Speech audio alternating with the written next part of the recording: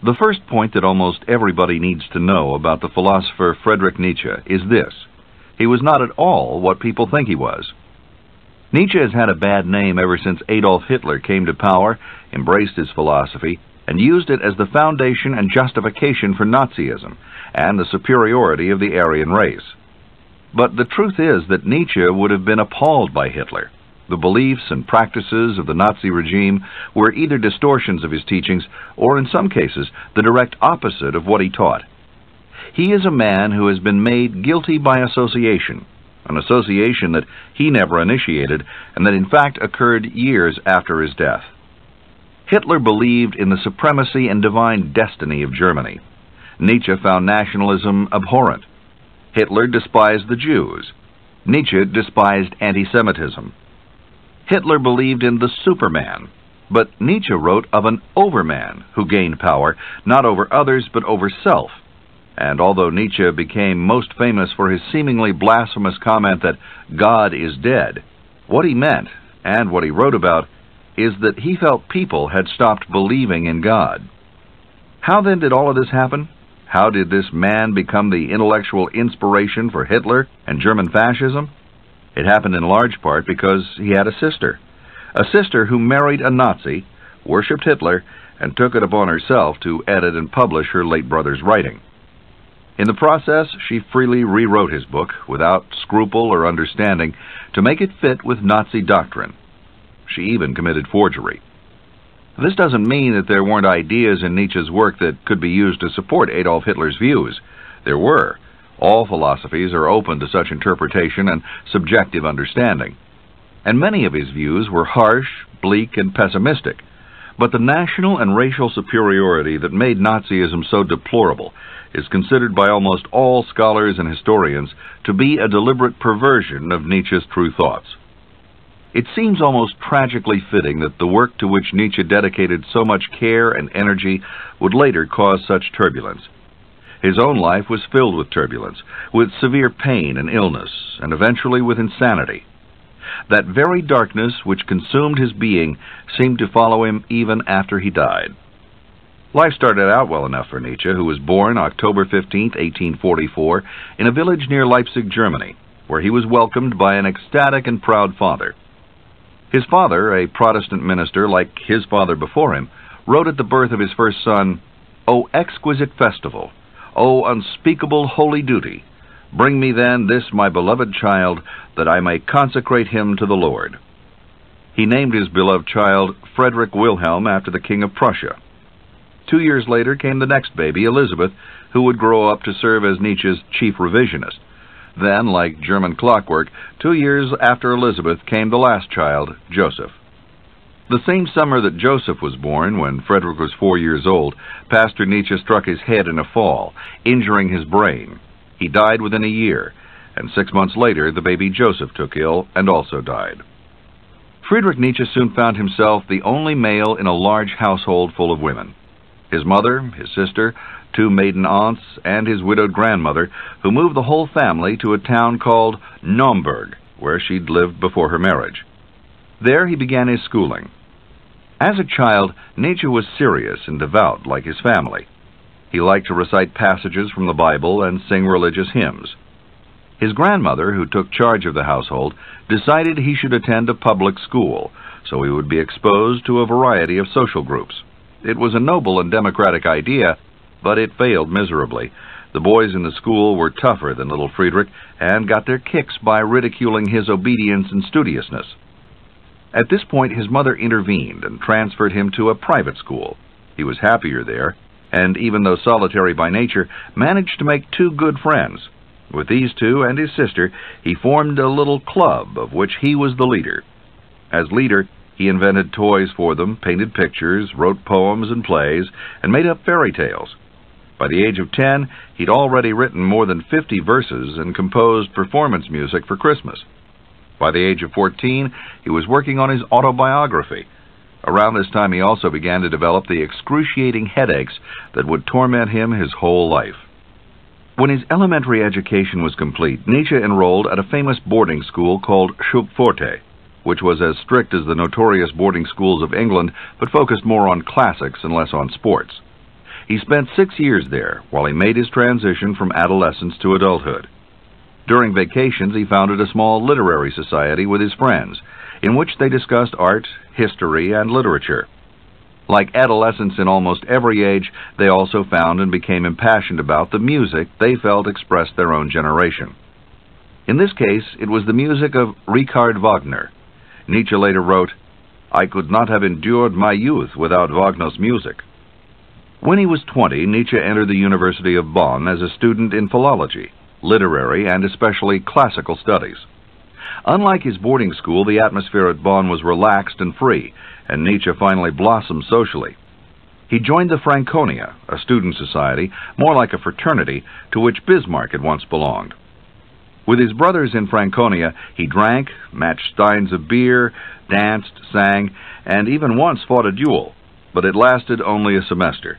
Very quickly, Nietzsche found himself bored with what he called the beer materialism of his boisterous comrades, and by the end of his second semester, he'd left for Leipzig. Suddenly, he had a goal. The ambition of the 21-year-old Nietzsche was to master the classical languages and literature on his own. His first transforming experience was the discovery of Schopenhauer and his grim view of a life that was aimless and made only of suffering and pain. To Schopenhauer, there was no God and no immortality. All humans could know for sure was that they existed, and all that drove them was blind will without purpose. Schopenhauer believed this will could be partly overcome, but only through an austere and self-denying life. All of this summarized much of what Nietzsche already had come to feel was true about life.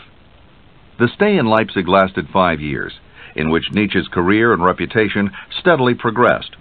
At 23, he began his required military service, but because of a writing injury, he never completed it. Around this time, he had the fulfillment of one of his greatest fantasies. He actually met Richard Wagner on one of the composer's visits to Leipzig. It was the beginning of a very stormy friendship, complicated both by philosophical disagreements and by Nietzsche's crush on Wagner's beautiful wife, Cosima, the illegitimate daughter of the composer Franz Liszt.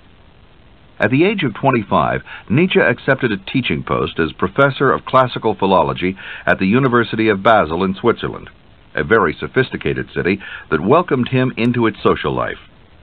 It was during his years at Basel that his relationship with the Wagners deepened, until finally he moved into their family villa near Lucerne. The Wagners set aside 2 rooms in the villa for his private use, and he was free to come and go as he pleased. In those rooms, Nietzsche worked on his first published work, The Birth of Tragedy from the Spirit of Music, a book that took the unconventional view of classical Greek art that it was really form imposed upon frenzy. Until then, Greek culture was romanticized as all light and beauty. Nietzsche called attention to the passion and hedonism and the tragic outlook. He also portrayed Socrates as the scientific spirit that had destroyed the beauty of Greek tragedy.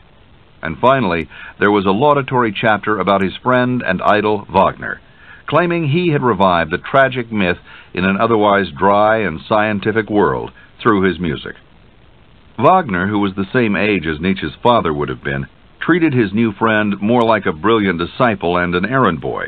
Whenever Nietzsche showed a streak of independent thought, Wagner was indifferent. It was an unbalanced relationship, doomed from the start. The Birth of Tragedy wasn't well received by Nietzsche's colleagues, who expected a more scholarly approach from professors.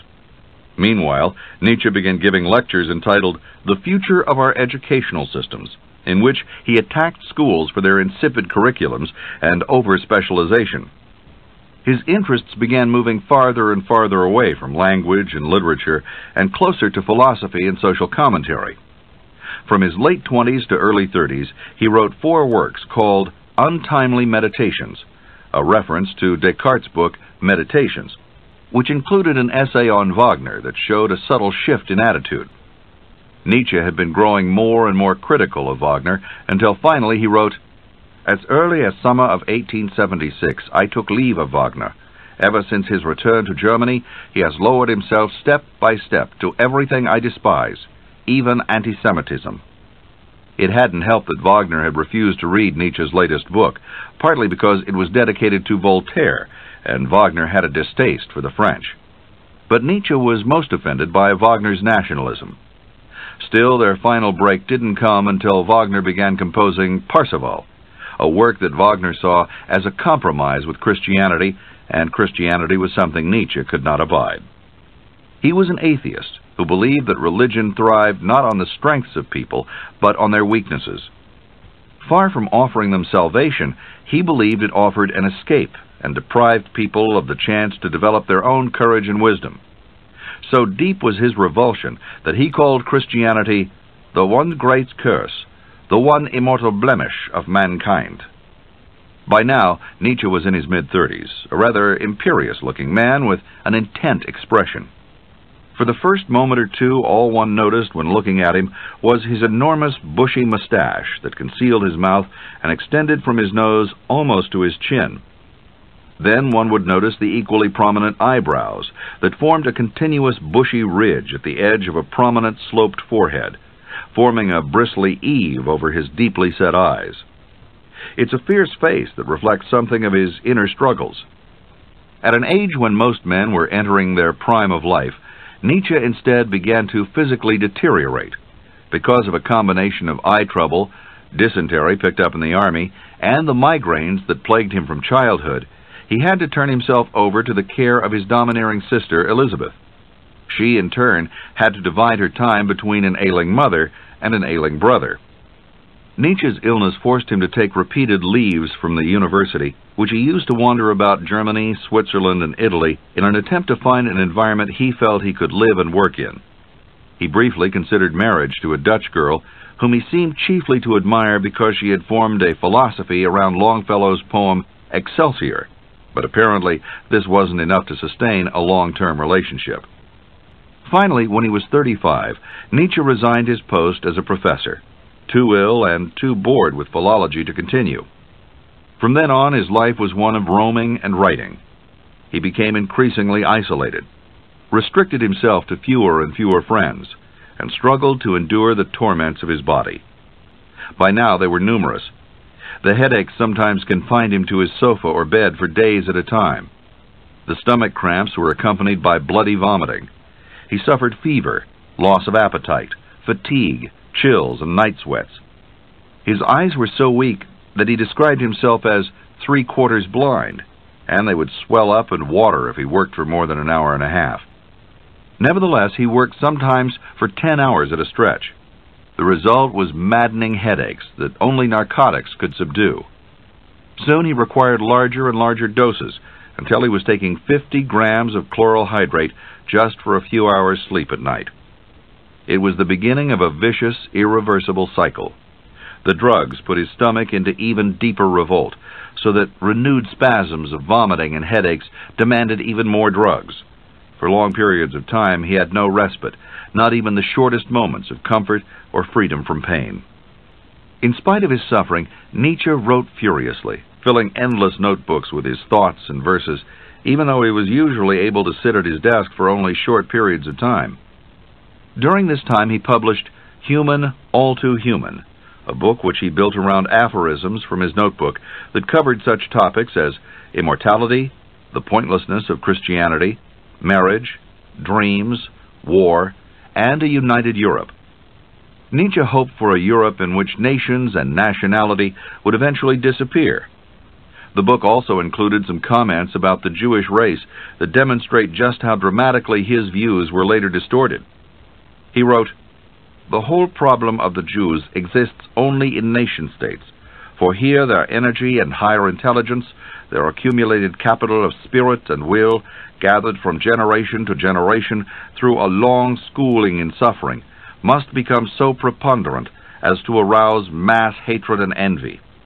In almost all contemporary nations, therefore, in direct proportion to the degree to which they act up nationalistically, the literary obscenity is spreading of leading the Jews to slaughter as scapegoats of every conceivable public and internal misfortune. As soon as it is no longer a matter of preserving nations, but of producing the strongest possible European mixed race, the Jew is just as useful and desirable an ingredient as any other national remnant." These were not the writings his sister nor Nazi propagandists chose to regard later. Love came late to Friedrich Nietzsche. He was 36 years old when he finally met a woman who seemed appealing enough for a long-term relationship. Her name was Lou Andrea Salome, and she came to Nietzsche as a student, then as a disciple. Other than his attachment to Cosima Wagner, which he never acted upon, Lou was the only woman whom he ever truly loved. Although she was only 21 when Nietzsche met her, she had the spirit and intelligence of a mature woman. Later, Lou became the mistress of poet Rainer Maria Rilke, and a devoted friend and confidant to Sigmund Freud. Nietzsche didn't propose marriage, but he did invite Lou to spend the summer with him in the city of Weimar. It might have been a glorious summer, and all might have ended in a happy domestic bliss, but for the interference of his sister Elizabeth. Elizabeth was intensely jealous of Lou and determined to destroy her relationship with her brother. She did her best to slander her name, claimed she was secretly a Jew, and tried to poison the minds of one against the other. Caught in the middle, Nietzsche finally made the choice to cut his sister off. Although he planned to rendezvous with Lou that winter in Paris, and even though they corresponded while apart, Elizabeth had succeeded in driving a wedge into the relationship, and it was never resumed. His anger turned to disgust when Elizabeth married an anti-Semitic leader named Bernhard Forster and moved with him to a German colony in South America.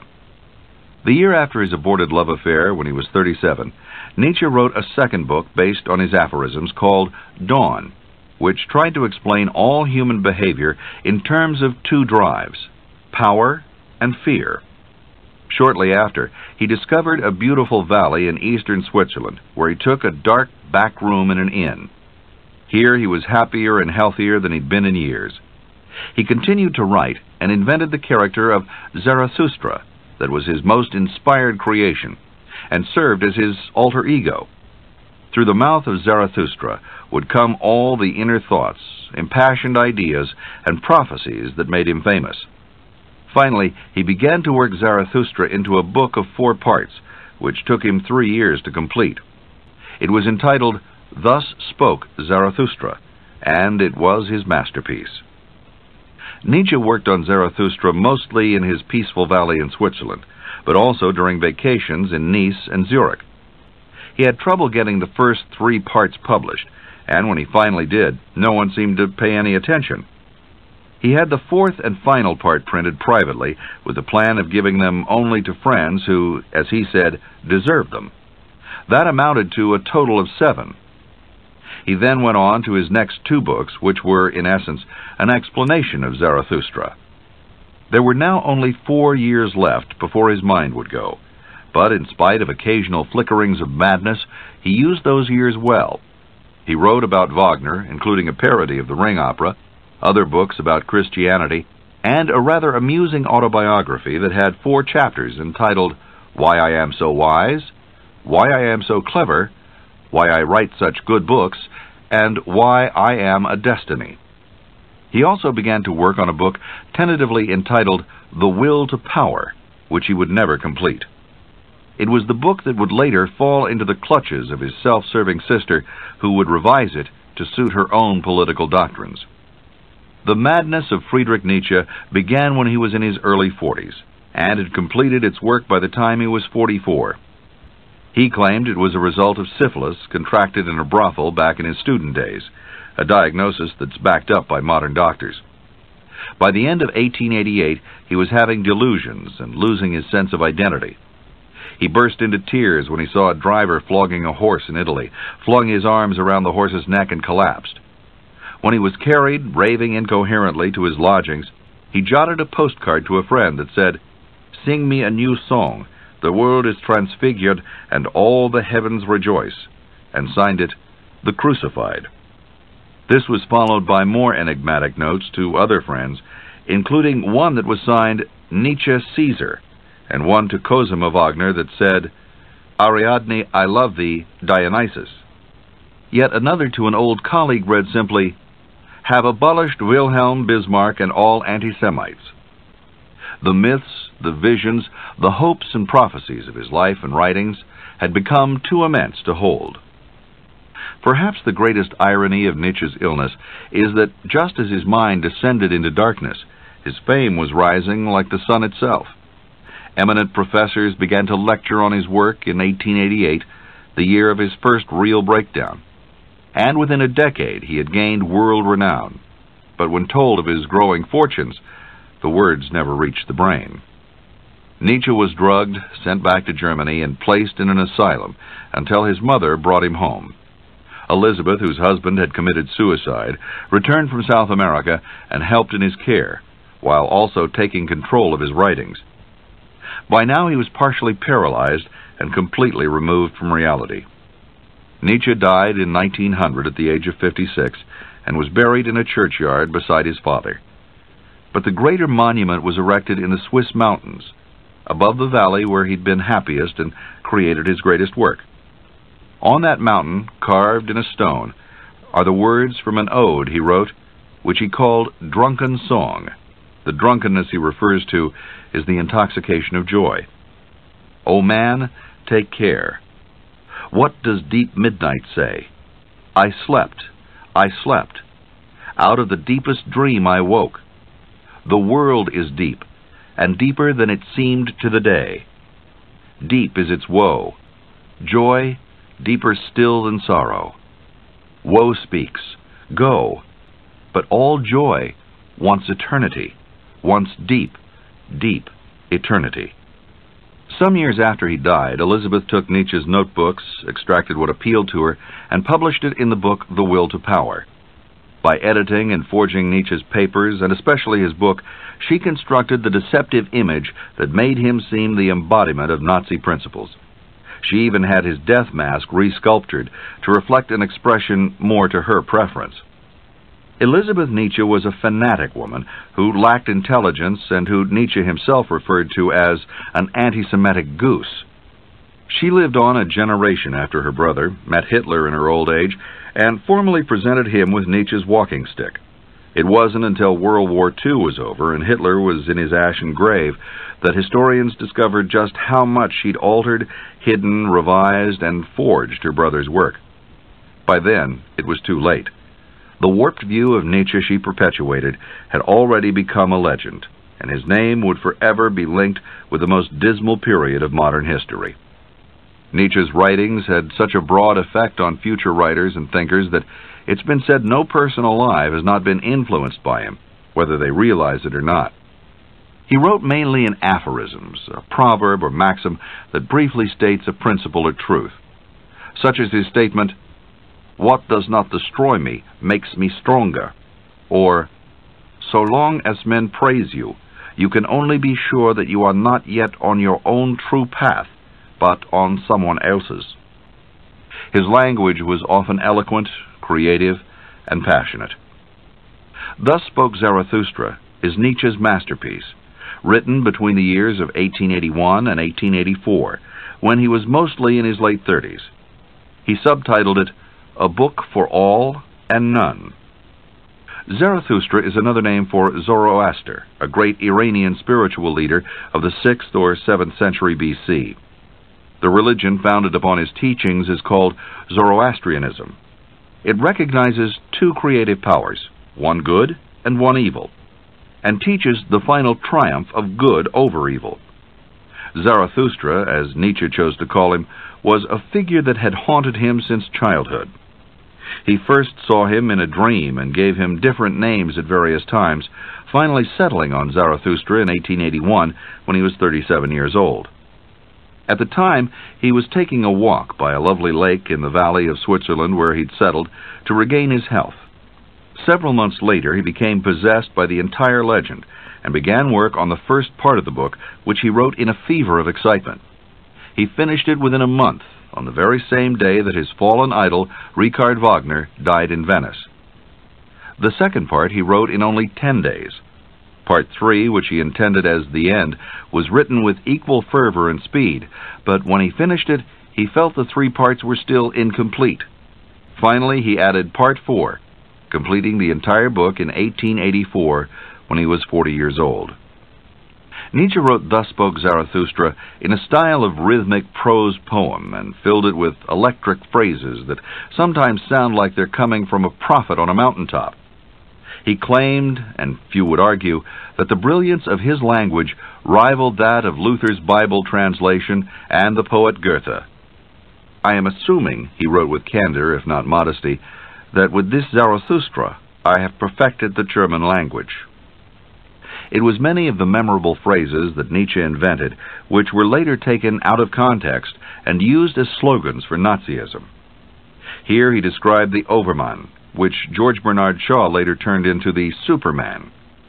Here he wrote, too, of the blonde beast, the will to power, the master race, and lords of the earth, terms that were adopted and twisted by German nationalists and Nazi propagandists. Had he been given the chance, he would have responded to them with loathing. In the opening of the book, Zarathustra has just spent 10 years of solitude in the mountains, with his eagle and his serpent. Now he returns to the valley to bring his wisdom to humanity. "Behold, I teach you the Overman. The Overman is the meaning of the earth. Let your will say, the Overman shall be the meaning of the earth. I beg you, my brothers, remain faithful to the earth, and do not believe those who speak to you of otherworldly hopes." Nietzsche's Overman was not the Superman the Nazis later created, although they used him as their source. His Overman is a perfected, highly disciplined individual who has conquered himself and overcome his passions and impulses. These impulses aren't repressed. Instead, he transforms them, a transformation symbolized in the book by the wisdom of the serpent and the courage of the eagle. The whole point of the self-mastery of the Overman is to be able to face the tragedy of life with so much confidence and strength that tragedy then becomes triumph. Nietzsche wrote, "The individual shall be dedicated to something superpersonal. That is what tragedy demands. He shall forget the frightful anguish which death and time cause the individual. For even in the smallest moment, something sacred can befall him which infinitely outweighs all struggle and all tribulation. That is what it means to be tragically disposed. There is only one hope and one guarantee for the future of what is human. It lies in this, that the tragic disposition shall not perish." To Nietzsche, the self-control shown by artists and people who practice self-denial for spiritual purposes was a higher form of power than that of physical strength and domination over others. The Overman is a passionate individual who learns to control these passions or to channel them into higher creative forms. This, to him, was more valuable than the repression of instincts urged by Christianity. Nietzsche has Zarathustra warn people not to believe in otherworldly hopes, for the simple reason that Nietzsche was an atheist who thought such hopes distracted and deluded people. When he wrote that God is dead, it was because he felt the concept of a God had no relevance for his age. He added the thought, "It is we who have killed him." Nietzsche meant that the idea of God had lost its power to motivate and discipline the masses. People would have to look to other ideas to guide their lives. Because of this view, he found himself in a world that felt purposeless and incomprehensible. This perspective of the world is why he's so often described as the man who paved the way for existentialism, a 20th century philosophy and school of literature that held life was meaningless and disorderly, and that abstract theory about it was useless.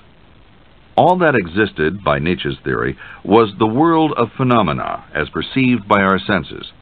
Whatever might or might not lie behind that world was not only impossible to know and understand, but held no value. This shouldn't lead to despair, however. To Nietzsche, the only choice was to accept this given world with a sort of determined joy, to discipline oneself, and to defy the emptiness and the chaos. Nietzsche felt that time was nothing but a great wheel that repeated itself over and over, and that everything that happened in the universe had happened an infinite number of times before and would happen an infinite number of times again. It would be the same exact and relentless sequence to every detail, word, action, and being. Or, as Zarathustra so poetically describes it in the book, "And this slow spider creeping in the moonlight, and this moonlight itself, and you and I in the gateway whispering together, whispering of eternal things, must we not all have been here before, and return and walk in that other lane, straight ahead in this long, fearful lane? Must we not eternally return?" Nietzsche painted a picture with words of this wheel of time. in which he used a black snake as its grim symbol. The snake crawls into the mouth of a sleeping shepherd who writhes on the ground in horror until Zarathustra yells to him, "Bite its head off!" The shepherd obeys, spits the head out, and rises laughing and radiant.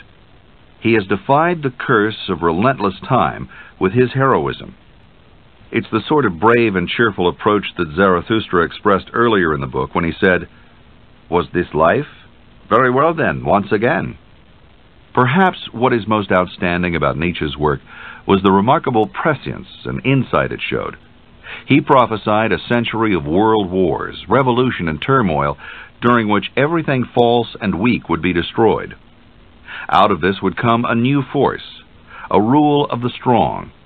Since Christian virtue was to him a refuge for the weak, it seemed to him inevitable that such virtues would also be destroyed, and the world would be left with the rule of the merciless. This conquest, he believed, would proceed under banners of universal brotherhood, democracy, and socialism.